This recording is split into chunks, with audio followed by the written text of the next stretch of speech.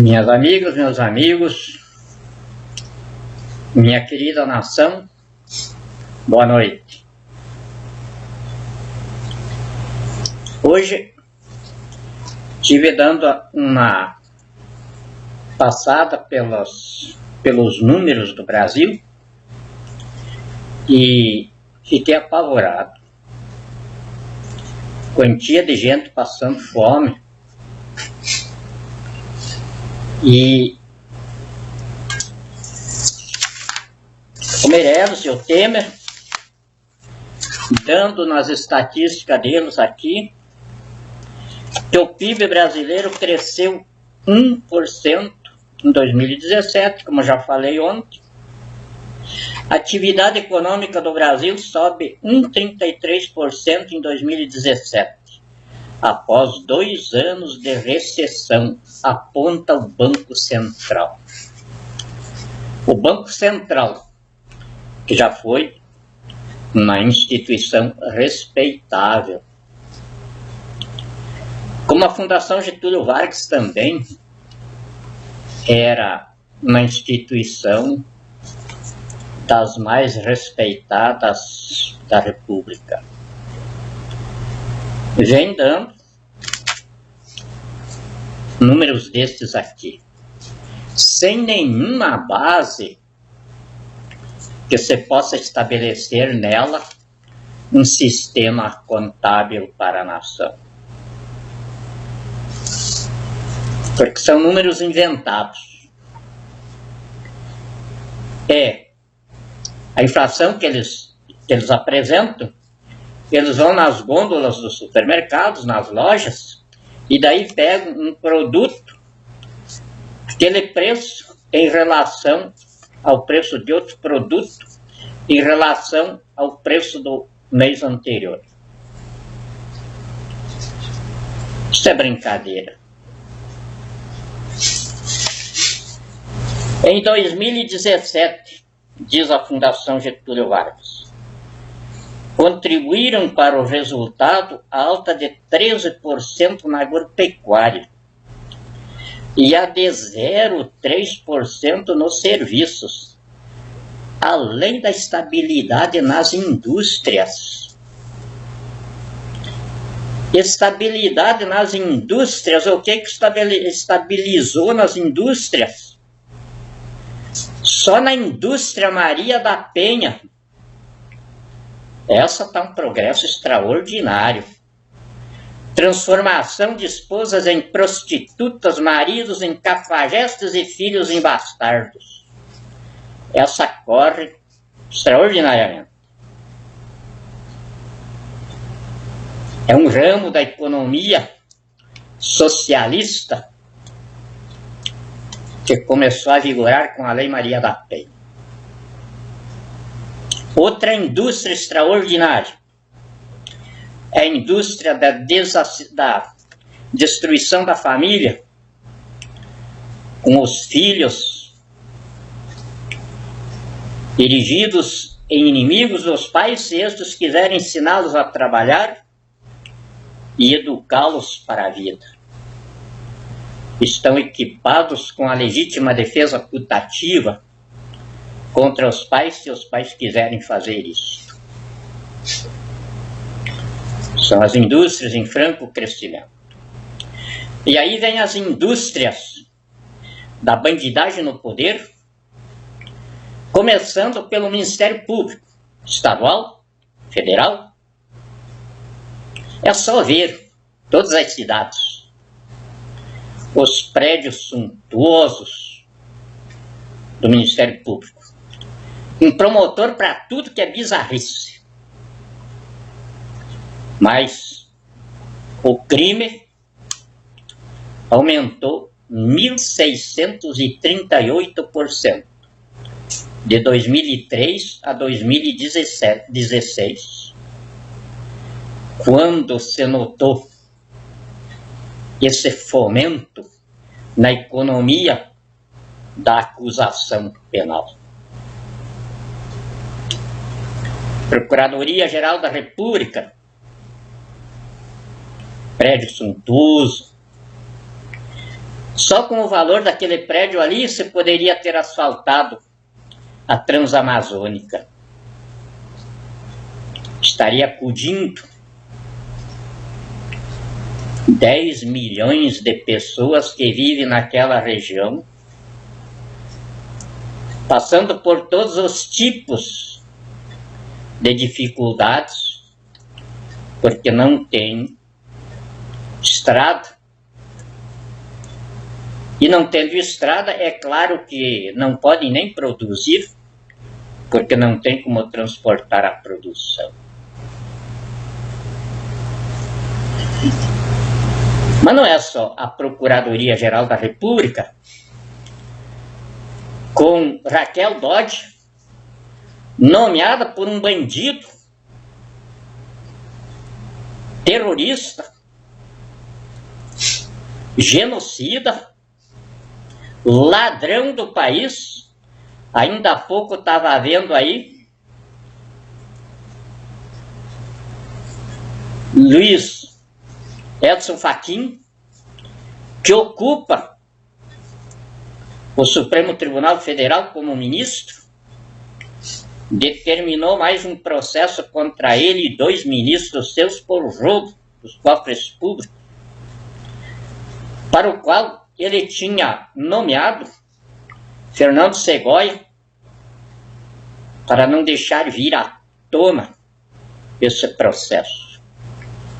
Na sua coleção de denúncias por ladrão. Esse ladrão, na chefia da ladroagem, que está na Fundação Getúlio Vargas, no Banco Central, diz para o povo aqui que em 2017, como já li, contribuiu para o Brasil sair da recessão, o aumento de 13% na agricultura. Só se foi na agricultura de Michel Temer,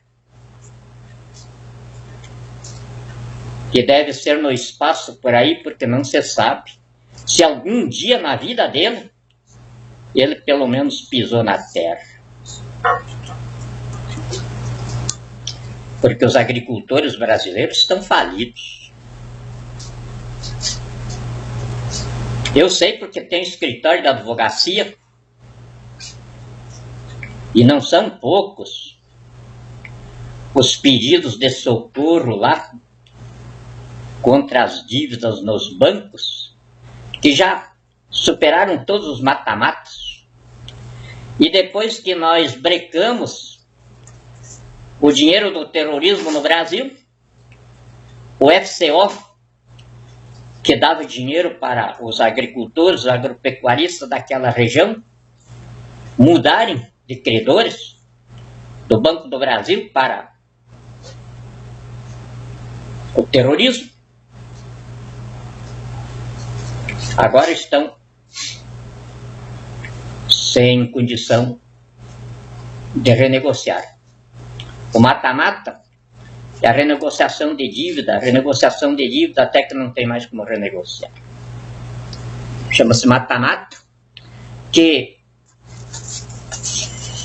a bandidagem do poder inventou entre Banco Central, Ministério da Fazenda, Tesouro Nacional, Ministério do Planejamento, para fazer com a dívida pública. Para com a dívida pública inventarem ativos líquidos do balanço de pagamentos para captação pelas bolsas do dinheiro do terrorismo e emissões de real frio.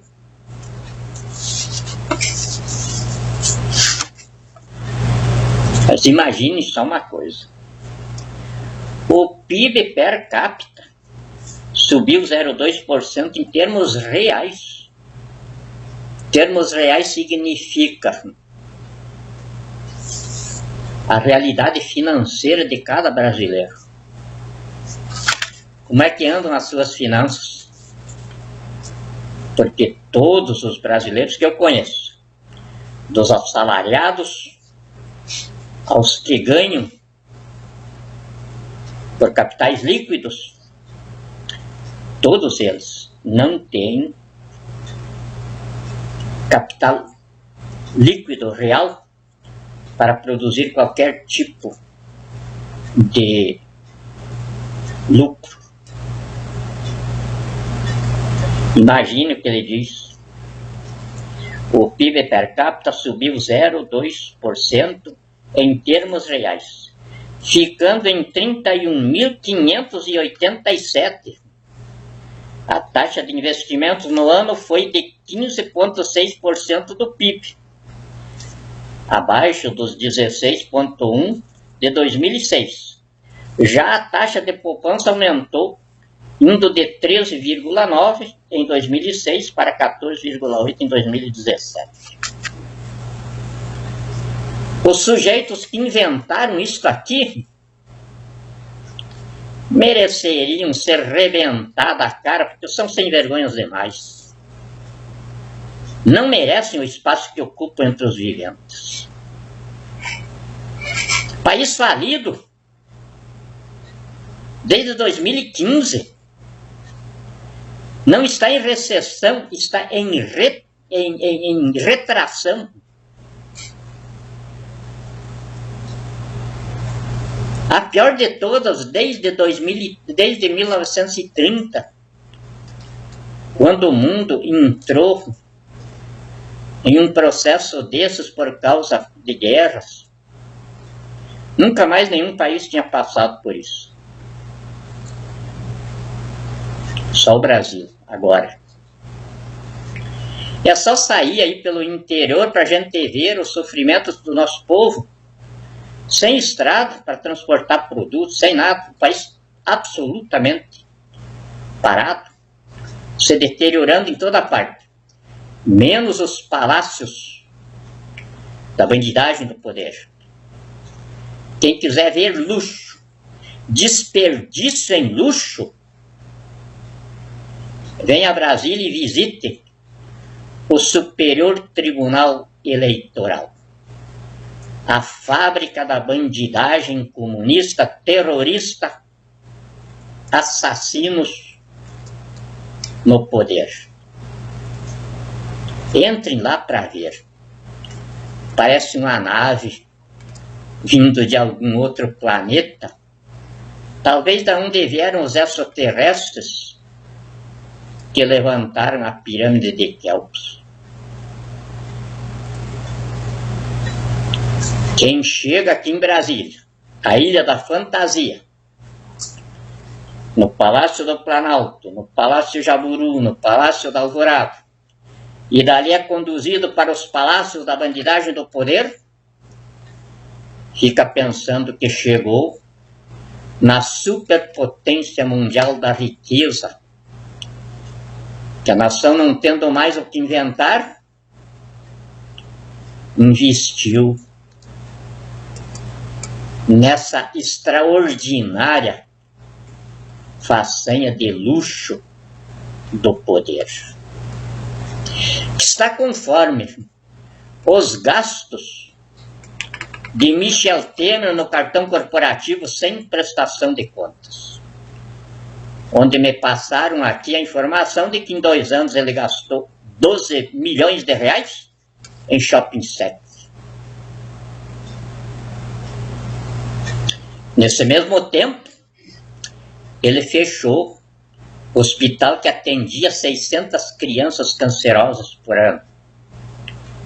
Coitadinha dessas crianças, talvez já morreram todas.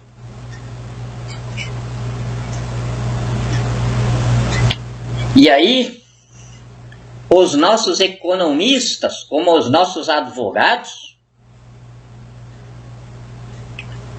não se pronunciam sobre estas coisas, estes números. Porque na época que eu estudei economia, a gente no primeiro ano lá já abria a cabeça para entender mentiras construções numéricas destas, sem base estatística, sem fundamentação contábil e sem reflexo na economia falida do país. Um crescimento econômico de 1%. Riqueza líquida per capita de R$ 31.587. Sobre salário mínimo de R$ 930, que Meirelles ainda tirou R$ 10 de cada um, com certeza para as orgias do poder, porque com R$ 10 dos miseráveis que ganham menos de R$ 1.000 por mês, é só um bandido mesmo da pior espécie para fazer uma coisa dessas. Dá nojo, repugna. Mas nós não podemos aconselhar violência. Aconteceu isso porque nós não temos economistas. Temos arremedos de profissionais dessa área.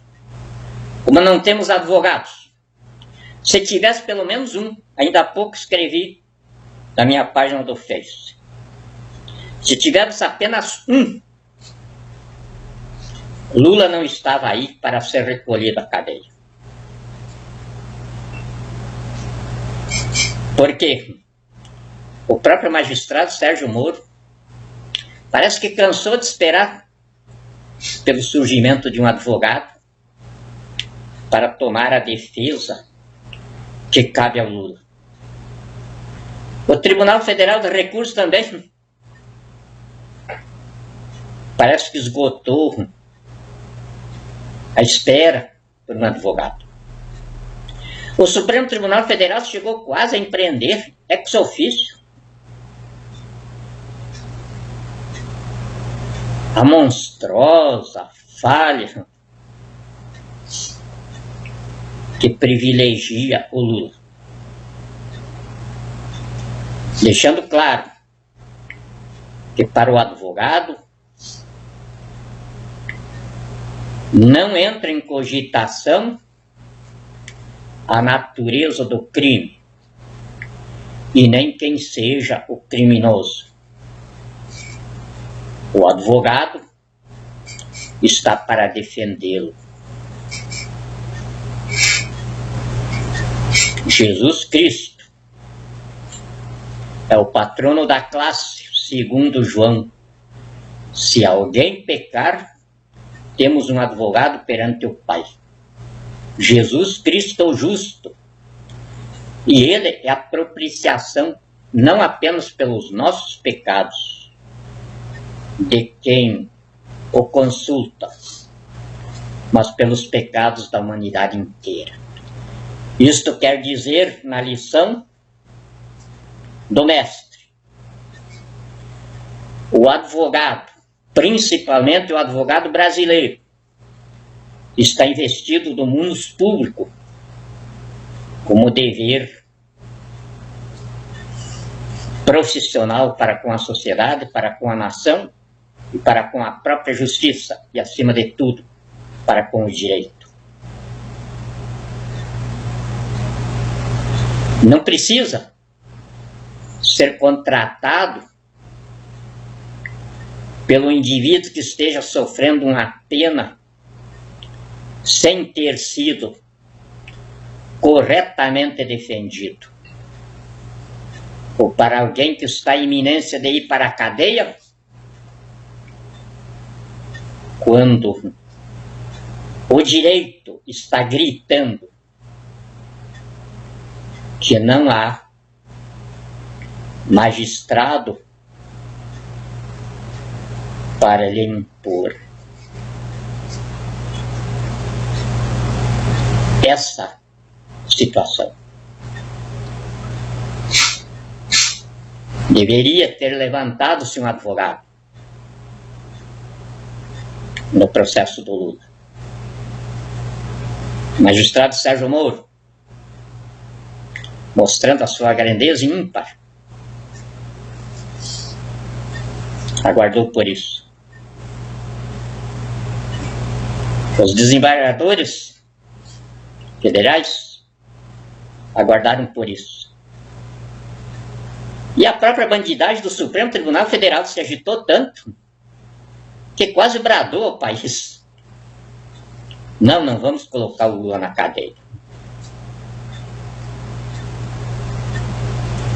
A ministra Carmen Lúcia,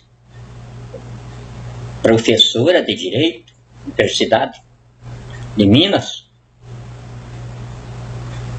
se expôs quase ao ridículo. Mas no fim parece que vão submeter um ato ridículo de puro analfabetismo jurídico que chamam de habeas corpus.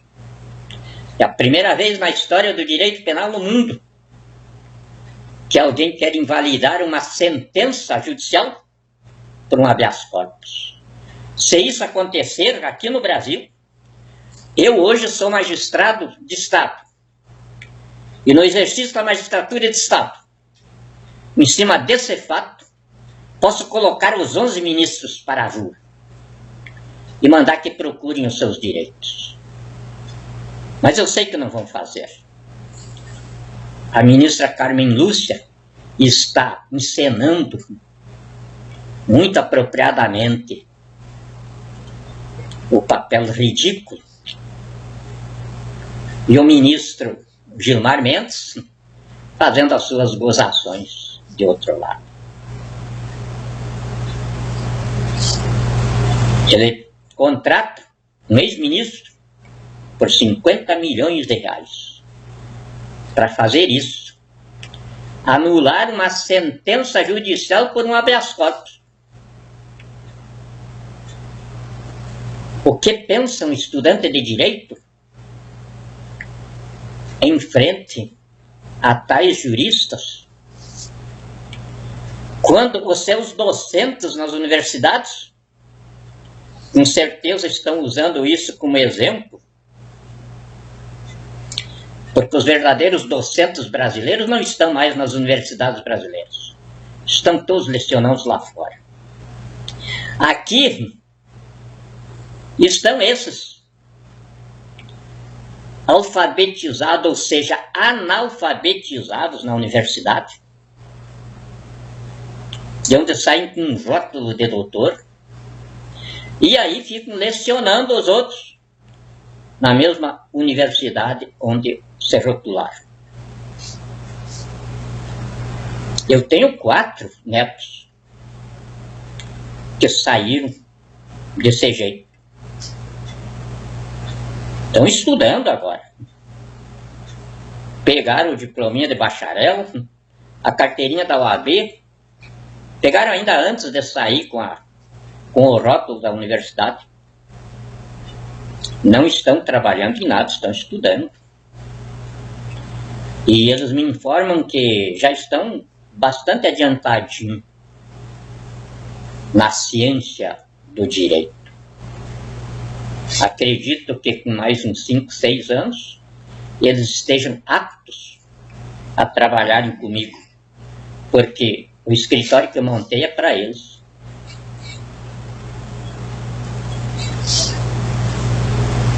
Mas acho que durante esse tempo todo o Lula já tenha morrido na cadeia, porque ele não é homem de aguentar muito tempo uma pressão dessas que ele já vem suportando há tempo. É um bandido, é claro, terrorista, ladrão do país, vagabundo da pior espécie, sempre foi.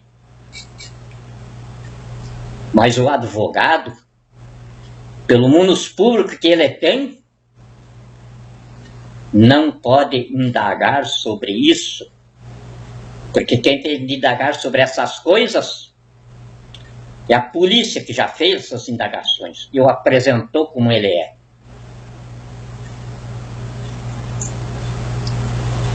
E a justiça dentro dessa embrolada toda, o sentenciou.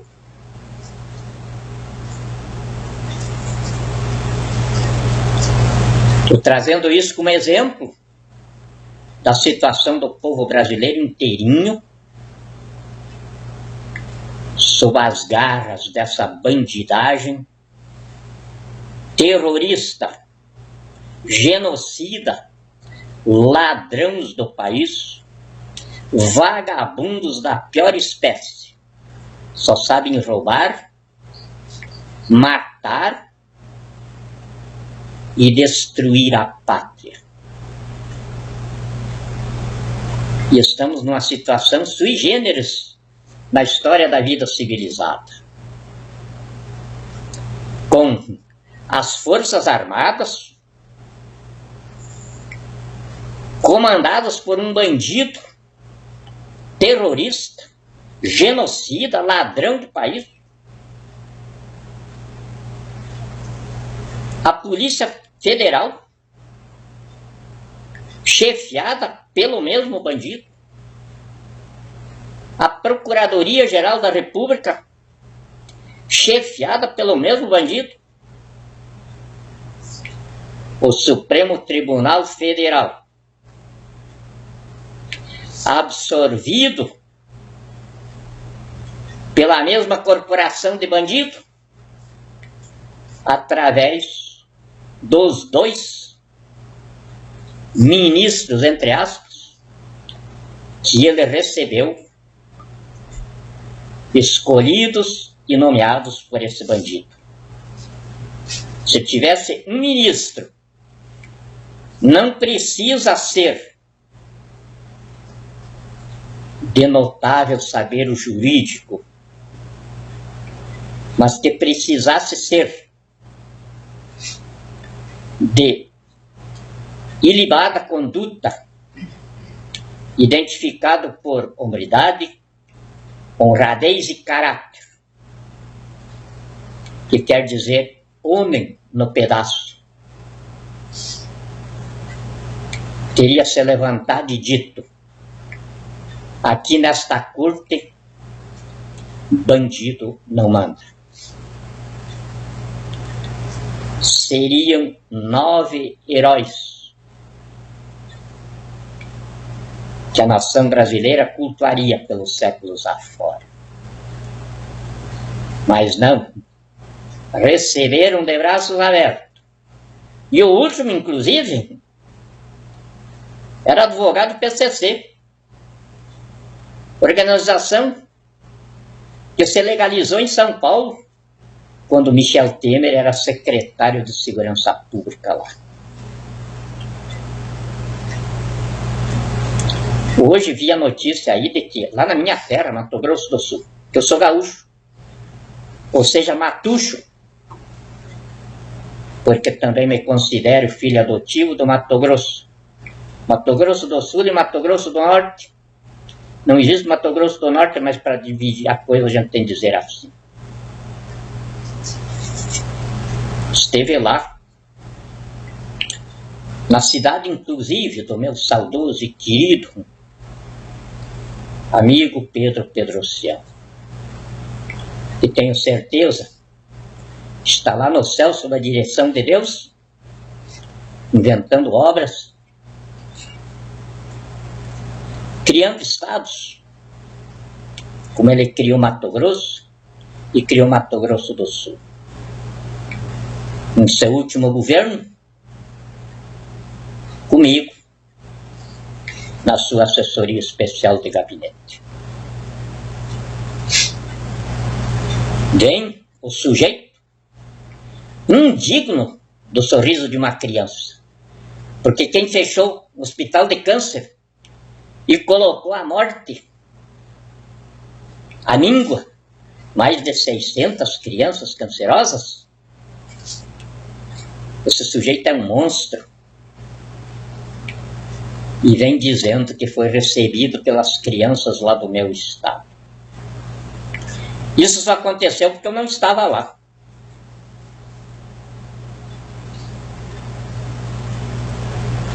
E hoje está São Paulo, entregando ambulâncias. Da onde está vindo esse dinheiro, me perguntaram.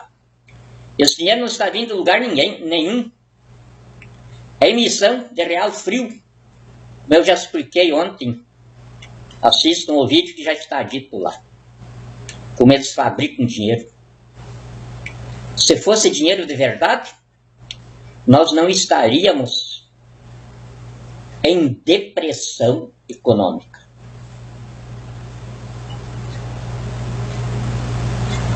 Porque uma economia que tem dinheiro não pode entrar em depressão. É contra a lógica. Economia pressupõe matemática. E matemática quer dizer números. E números é lógica. Então não existe dinheiro aí. O que existe são emissões de real frio que eles inventam por ativos líquidos de Meireles, Banco Central e o resto dos vigaristas. Fazem um ativo líquido e daí imprimem essa papelada sem valor nenhum e que se acumula em dívida pública já impagável. Não há como nós superar em produto interno bruto o próprio serviço da dívida. Quanto mais estabelecer um plano de liquidação dela. Mas eu tenho isso aí. Não é que eu seja um gênio. Não estou sozinho. Eu tenho dito desde o início da intervenção que eu patrocino. Eu integro o serviço de inteligência. Então nós somos os profissionais mais bem equipados do planeta. E ninguém entre nós patrocina qualquer empreendimento de peito aberto, como eu estou patrocinando este, sem que toda a equipe esteja agregada nele. Então, quando eu falo aqui sempre desafiadoramente, é porque nós temos certeza que poderemos encontrar quem discuta conosco para melhorar o que nós receitamos em cima de diagnósticos inconfundíveis da civilização doente ao nosso cuidado. Então, é claro, eu tenho o instrumento já prontinho, inclusive já passado pelo FMI. Não posso dizer agora, porque eu ainda tenho de consolidar o relacionamento diplomático do Brasil, que por enquanto o povo está esperando que eu diga: comecei o expediente ordinário da chefia de Estado na civilização brasileira. Eu vou acabar com a dívida pública do Brasil. E o real ouro brasileiro vai ser a moeda e o valor de conversão do sistema financeiro internacional. Porque é em cima dessa moeda que nós vamos restabelecer a globalização econômica do mundo. Não deu certo na primeira etapa, justamente por falta de um padrão de conversão inquestionável, sólido, sem perigo de acontecer o que aconteceu com o dólar quando ele lastrava o sistema financeiro dizendo ao mundo que $1 equivalia a uma onça ouro. E quando De Gaulle quis converter os 50 bilhões de dólares que ele tinha estocado na França, não havia ouro nenhum nos Estados Unidos. Apenas os Estados Unidos disseram ao mundo que não tinham gastado todas as bombas nucleares na última guerra mundial. E elas garantiam o sistema cambial baseado no dólar. Denúncia que eu fiz no governo Fernando Henrique Cardoso, com o livro Sistema Financeiro ou Marginalidade Estatal? Banqueiros ou bandidos? Não sei quantos milhares foram editados, mas eu sei que foram muitos, porque os livros que eu escrevo não têm direitos autorais. Mas de vez em quando me diziam que estava sendo editado em várias línguas. E deu problema para o Brasil, que nós conseguimos superar. Então, o que eu estou dizendo aqui é o médico dizendo à família: filhos da pátria brasileira, o estado mórbido dela. Mas não para desesperar, para dizer que eu sou médico, conheço diagnósticos, sei identificar o estado clínico do paciente e tenho a receita para cada caso. Então, minha gente, os 16 milhões e 100 mil brasileiros que estão sem emprego, não se preocupe, não se desespere. A qualquer momento, eu estarei despachando no Palácio do Planalto. E o mundo desenvolvido estará todo conosco. A ALCA, transformando num único mundo econômico da América do Norte, América Central e América do Sul, estarão em pauta para nós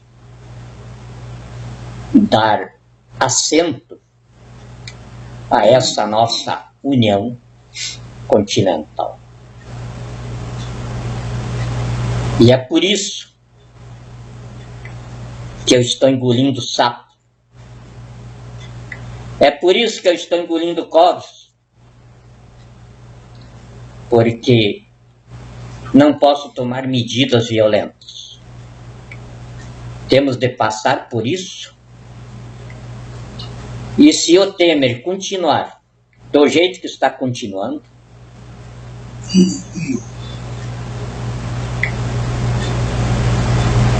eu tenho de dizer à nação: se tiverem alguma homenagem a prestar ao Salvador da Pátria, prestem a ele.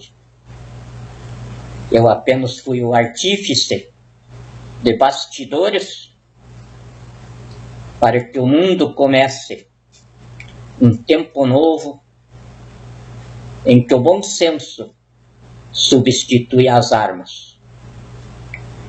E os cientistas políticos do mundo inteiro já deram seu diagnóstico dizendo: o mundo está no limiar de uma hecatombe nuclear que acabará com a vida na Terra. Mas 80% do que se nota no diagnóstico da civilização mostra que temos condição de passar por isso.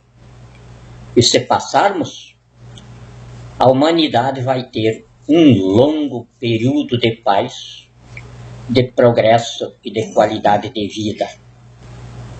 Eu tenho firme convicção de que isto está sobre os ombros do povo brasileiro, do qual eu sou o primeiro trabalhador.